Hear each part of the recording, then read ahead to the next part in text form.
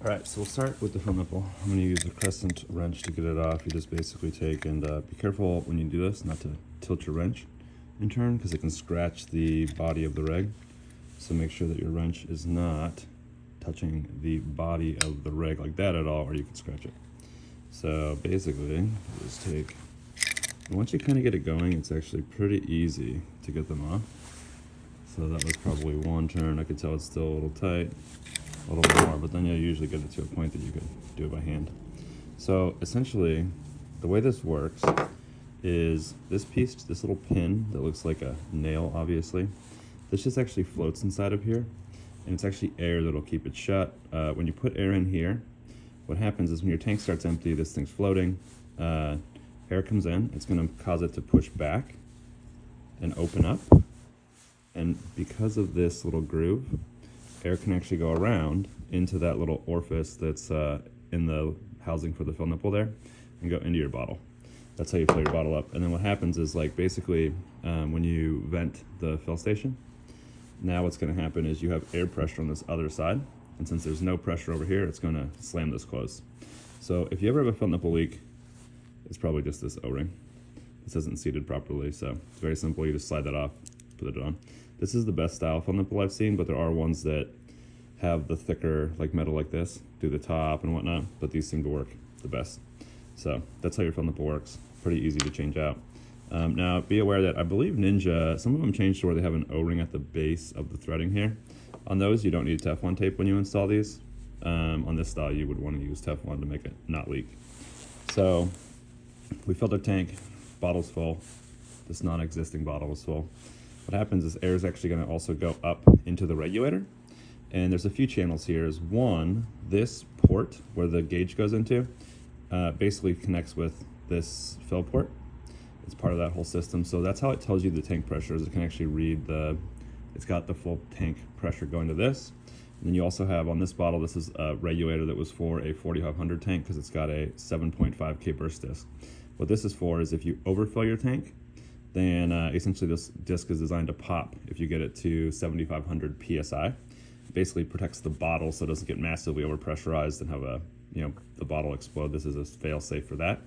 The other side, you have a 1.8K burst disc, and this is for essentially your output pressure. If for some reason the regulator system has an issue or fails, then this burst disc, once it gets to 1,800 PSI, will pop and drain your tank also. It just prevents you from getting tank pressure into your marker and beyond the regulator here. So these burst discs, these just they don't use any Teflon tape. You put them in and then you just snug them up. If you have a little leak, you can tighten them a little more, but that's essentially how those work. Looks like someone might have dragged this reg on the ground, which is super cool. So now what we'll do from here is we'll actually take off, this is called the bonnet, this top piece here. There's 2 set screws on this regulator, 1, 2. Those set screws hold it in place, and when you remove them, this piece is threaded on. So we'll show you that in here in a sec.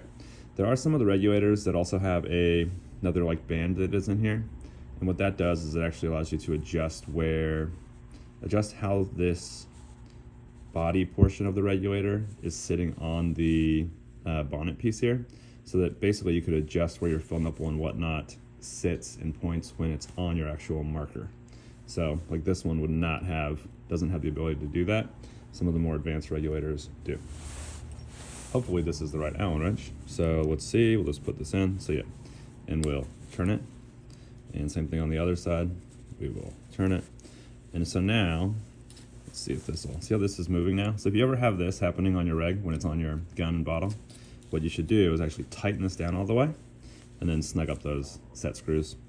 Or if you ever have a gap that is between the bonnet and the body, is go ahead and tighten this down by going clockwise and then tighten the set screws. So now I'll remove our 2 set screws.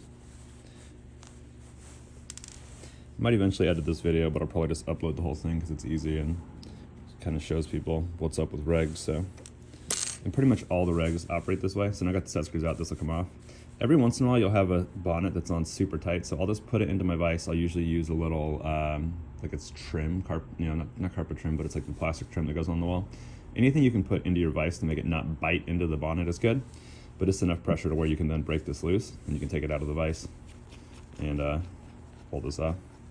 So, and basically what we're going to have in here is going to be very simple. So we've got a spring, we've got the red piece in there is a shim, so that'll actually come out. Let's see, there's probably a couple of them in there.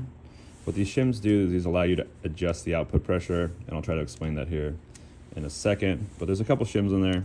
You can kind of see in the video, this goes straight through, so that goes into your bottle.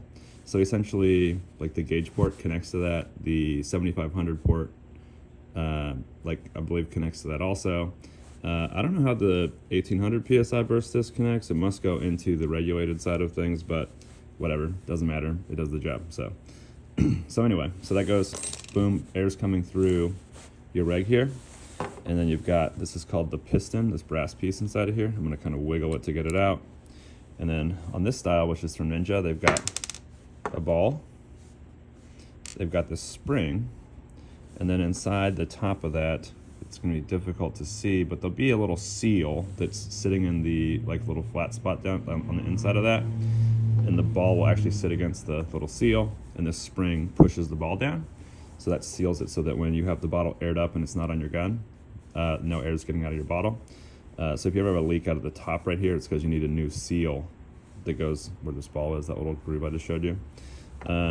Now I will tell you too, because I know some field owners are probably going to watch this, because a couple guys asked for help with this, is I don't actually worry about if there's a leak out of the top and it's a rental tank, just because they're pretty much always on a gun. I don't need to store air between uses. I leave them on the gun all the time, so whatever.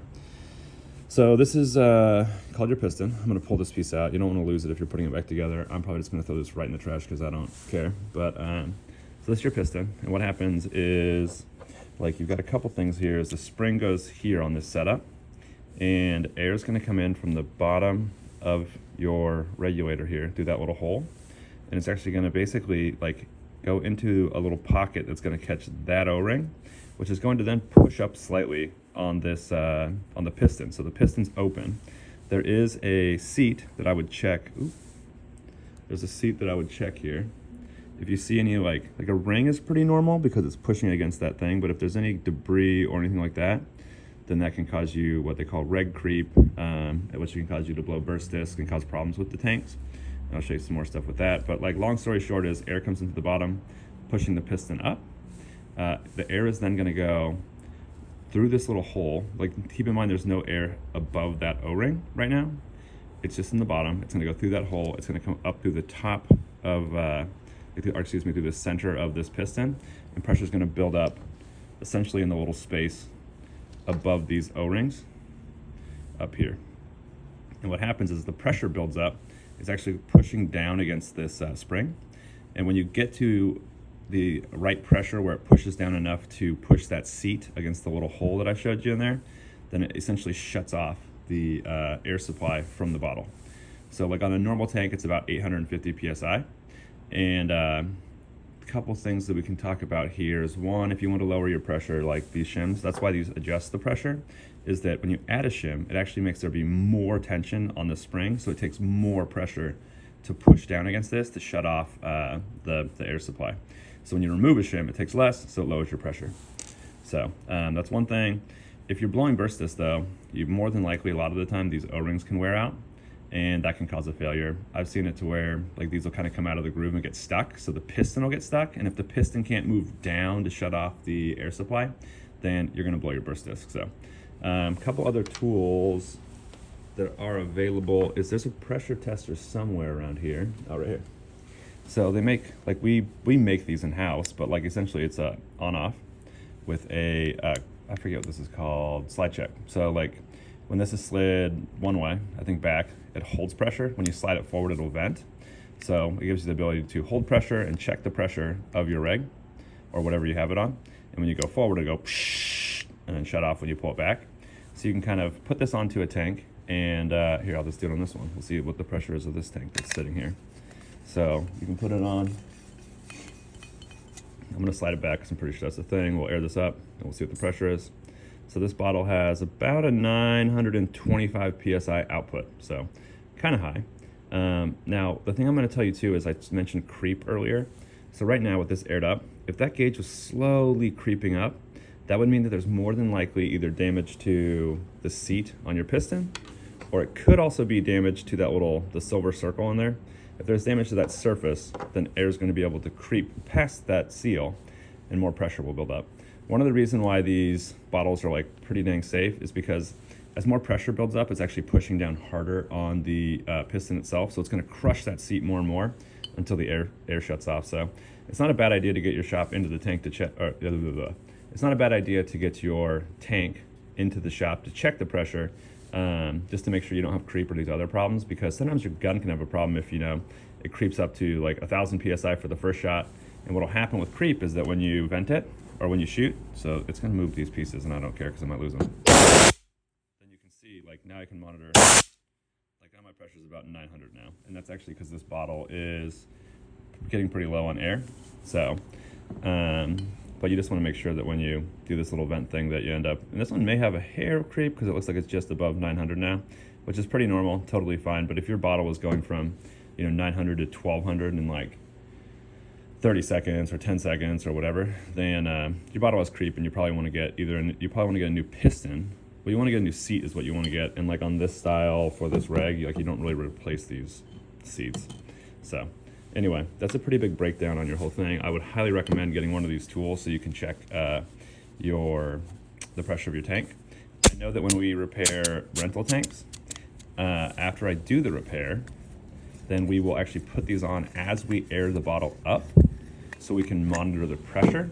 And the reason I do that, or have our crew do that, is because same thing, if you get too high, you'll blow the burst disc. Well, burst discs are like $5. So if you rebuild your reg, air it up, and it still has a problem, and you blow the burst disc, you just wasted $5. So if you just get one of these, you can just slowly air the bottle up, monitor this gauge, obviously monitor your fill pressure. And if the pressure goes above where you think it's supposed to be or where you want it to be, then you know the pressure's too high. Or if it doesn't stabilize and stop below like 1,000, then you probably need to remove a shim, or you probably need a new seat. So anyway, there's a whole bunch of info for you. That's how fill nipples work, how regs work, and blah, blah, blah, blah, blah. Hope that's helpful.